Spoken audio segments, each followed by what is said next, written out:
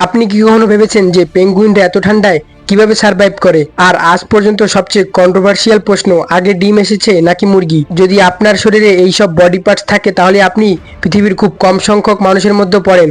আর যদি আপনারও বাথরুম চেপে রাখার অভ্যাস থাকে তাহলে ভাই আজ থেকে এই ভুলটা আর কখনো করবেন না। ভাই সত্যি বলছি, এই ভিডিওটা অনেক মজার আর অনেক ইনফরমেটিভ হতে যাচ্ছে, তাই এত চিন্তা ভাবনা না করে এখনই ভিডিওটাতে ঝটপট একটি লাইক দিয়ে দিন। আর যদি চ্যানেলে নতুন হয়ে থাকেন তাহলে এখনই চ্যানেলটাকে সাবস্ক্রাইব করে ফেলুন। कर दो यार, तुम्हारे पैसे थोड़ी ना कट रहे, कर दो।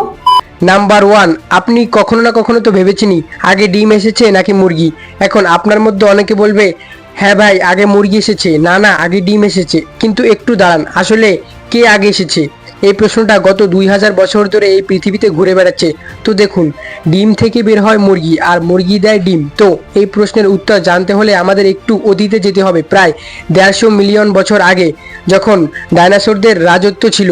সেই সময় পৃথিবীতে নানা ধরনের ডাইনোসর বাস করত। তারপর কয়েক মিলিয়ন বছর পর ধীরে ধীরে এদের ইভলিউশন হয়। যেমন যে ডাইনোসরগুলো উঠতো তাদের সাইজ ছোট হতে থাকে, আর এখান থেকেই পাখিদের ইভলিউশন শুরু হয়। আর আজকের যে মুরগি আগে সেটা ছিল টিরেক্স ডাইনোসরদের বংশধর।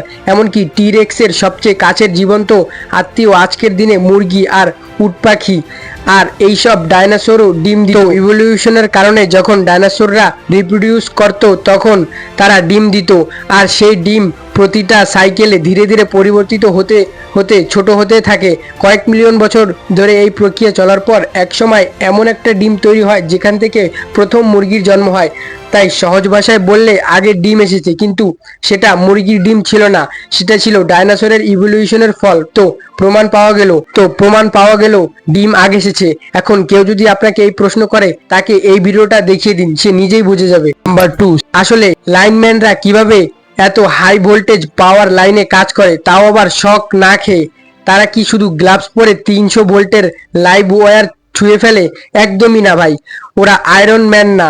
এখানে কাজ করার জন্য দুটো স্পেশাল মেথড আছে। প্রথমটা হট স্টিক মেথড, এতে লাইনম্যান একটা লম্বা ইনসুলেটেড পোল ব্যবহার করে আর সরাসরি তারে হাত না দিয়ে। দ্বিতীয়টা বেয়ার হ্যান্ডেড মেথড, এতে ওয়ার্কাররা একটা স্পেশাল কন্ডাক্টিভ স্যুট পরে আর নিজের শরীরকে লাইনের সমান ভোল্টেজে চার্জ করে, তারপর সে নিরাপদে তার ছুঁতে পারে। আর যে গ্লাভস তারা পরে সেটা লো থেকে মিডিয়াম ভোল্টেজের জন্য প্রোটেকশন দেয়। এই গ্লাভস স্পেশাল ইনসুলেটিং রাবার দিয়ে তৈরি, কিন্তু 20 থেকে 30,000 ভোল্ট সরাসরি গ্লাভস দিয়ে ছোঁয়া অসম্ভব। নাম্বার থ্রি, কখনো ভেবেছেন যদি আমরা অনেকক্ষণ ধরে বাথরুম চেপে রাখি তাহলে কি হবে? মানে 4 থেকে 5 দিন পর্যন্ত না যায়? সাধারণত আমরা যা খাই সেটা হজম হতে 5 থেকে 7 ঘন্টা লাগে। তারপর প্রায় 2 ঘন্টা পরে সেটা লার্জ ইন্টেস্টাইনে যায়, যেখানে সেটা বর্জ্যে পরিণত হয়। আর এই বর্জ্য বের করা খুবই জরুরি, কিন্তু অনেক সময় আমরা এটা দেরি করি।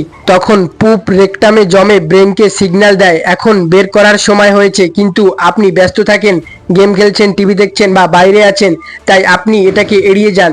এতে করে বর্জ্য জমতে থাকে আর ভেতরের পানি শোষণ হতে হতে এটা শক্ত হয়ে যায়, এতে লার্জ ইন্টেস্টাইন ভরে যায়। পরে যখন আপনি বাথরুমে যান তখন এটা সহজে বের হয় না আর আপনাকে বেশি জোর দিতে হয়। এতে ব্লিডিং পর্যন্ত হতে পারে, এমনকি কিছু ক্ষেত্রে মেডিকেল ট্রিটমেন্টও লাগতে পারে। তাই পরের বার কখনোই বেশি সময় ধরে বাথরুম চেপে রাখবেন না, না হলে এই ছোট্ট ভুলের জন্য বড় ধরনের একটা ক্ষতি হতে পারে। নাম্বার ফোর, মিশরের পিরামিডে ওঠা পুরোপুরি অবৈধ। ভুল করে উঠলেও লাখ টাকা জরিমানা হতে পারে, কিন্তু আন্দ্রেসিল নামের একজন 2016 সালে পিরামিডে উঠতে চেষ্টা করে। অর্ধেক উঠতে পুলিশ তাকে দেখে ফেলে এবং নিচে নামতে বলে, না নামলে গুলি করার হুমকি দেয়, কিন্তু সে কথা শোনে না, উঠে যেতে থাকে। আর 10 থেকে 15 মিনিট পর একেবারে চূড়ায় পৌঁছে যায়। উপরের দৃশ্যটা অসাধারণ ছিল। পরে নামতেই পুলিশ তাকে গ্রেফতার করে এবং ভিডিওটা ডিলিট করতে বলে। সে ডিলিট করে, কিন্তু পরে ডাটা রিকভারি করে ভিডিও আবার ফিরিয়ে এনে সোশ্যাল মিডিয়ায় পোস্ট করে। এরপর তার কি হয়েছিল তা কেউ জানে না। নাম্বার 5, সাধারণত সব প্রাণীর দেখার জন্য চোখ লাগে, কিন্তু জানেন কি কিছু ঘোড়ার চোখ কেটে ফেলা হয় কেন? এটা আঘাতের কারণে নয়, ইনফেকশনের জন্য। যেমন কার্নিয়াল আলসার বা ইউভাইটিস। ইনফেকশন বাড়লে চোখ বাঁচানো অসম্ভব হয়ে যায় এবং প্রচণ্ড ব্যথা হয়, তাই ডাক্তারদের চোখ সরাতে হয়। মানুষের ক্ষেত্রে কেন এমন হয় না? কারণ আমরা দ্রুত ইনফেকশন ধরতে পারি এবং সময় মতো চিকিৎসা পাই, কিন্তু ঘোড়ারা শুরুতেই বুঝতে পারে না আর বুঝতে বুঝতে দেরি হয়ে যায়। তবে আশ্চর্যের বিষয়, চোখ না থাকলেও তারা পরিবেশের সাথে মানিয়ে নেয়, দৌড়ায়, লাফায়, এমনকি মালিকের কথাও শুনে। নাম্বার 7, কখনো ভেবেছেন ম্যাচ স্টিক কিভাবে আবিষ্কার হয়েছিল? প্রাচীন যুগে মানুষ গুহায় থাকতো, তখন আগুন খুবই গুরুত্বপূর্ণ ছিল। গরম থাকা, রান্না করা, অস্ত্র বানানো সবকিছুর জন্য। কিন্তু আগুন জ্বালানো খুবই কঠিন ছিল, তাই বিজ্ঞানীরা গবেষণা শুরু করেন।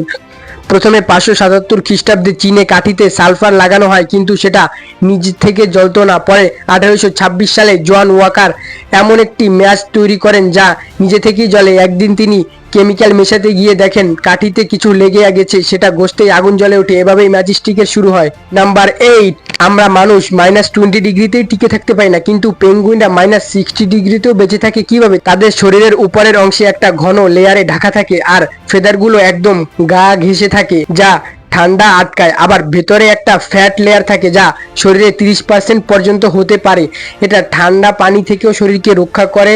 আর তারা খুব বুদ্ধিমান। চরম ঠান্ডায় তারা দল বেঁধে জড়ো হয়। প্রায় 6000 পেঙ্গুইন একসাথে থেকে নিজেদের তাপ শেয়ার করে। তারা জায়গা বদলাতেও থাকে, ভেতরেরটা বাইরে যায়, বাইরেরটা ভেতরে আসে। এতে মাঝখানের তাপমাত্রা 37 ডিগ্রি পর্যন্ত হয়ে যায়। এভাবেই তারা বেঁচে থাকে। নাম্বার 9, এই ভিডিওতে একটা মজার জিনিস আছে। আপনি যত দ্রুত চোখের পলক ফেলবেন, এই বিড়ালটা তত দ্রুত নড়তে থাকবে। বিশ্বাস না হলে একবার ট্রাই করে দেখুন, তারপর আপনার অভিজ্ঞতা কমেন্টে জানান। নাম্বার 10, আপনি কি কখনো ভেবেছেন মানুষ আর প্রাণীর চোখ একরকম? না, একদমই না। যেমন সাপের চোখ মানুষের থেকে আলাদা, তাদের দৃষ্টিশক্তি সীমিত, কিন্তু কিছু সাপের থার্মাল সেন্সিং ক্ষমতা আছে, যার মাধ্যমে তারা তাপ বুঝতে পারে, এমনকি অন্ধকারেও শিকার করতে পারে। নাম্বার 11, চলুন দেখি আপনার শরীর কতটা রেয়ার। যদি আপনি আপনার চোখের এক বুরুকে এভাবে উপরে উঠাতে পারেন, তাহলে আপনি 24 থেকে 30% মানুষের মধ্যে পড়েন। যদি আপনার শরীরে এরকম সাদা সাদা দাগ থাকে, তাহলে আপনি মাত্র 0.5% মানুষের কাতারে পড়েন। দুই চোখের রং যদি আপনার আলাদা হয়ে থাকে, তাহলে আপনি 0.06% মানুষের মধ্যে পড়েন। আর যদি আপনি আঙুল এইভাবে উল্টো করে বাঁকাতে পারেন, তাহলে আপনি 25% মানুষের ভিতরে পড়েন। আর আপনি যদি আপনার দৈনন্দিন কাজ বাম হাত দিয়ে করে থাকেন, তাহলে আপনি 9 থেকে 10% মানুষের ভিতরে পড়েন। আর আপনার জন্ম যদি 29 ফেব্রুয়ারি হয়ে থাকে, তাহলে আপনি 0.9% মানুষের কাতারে পড়েন।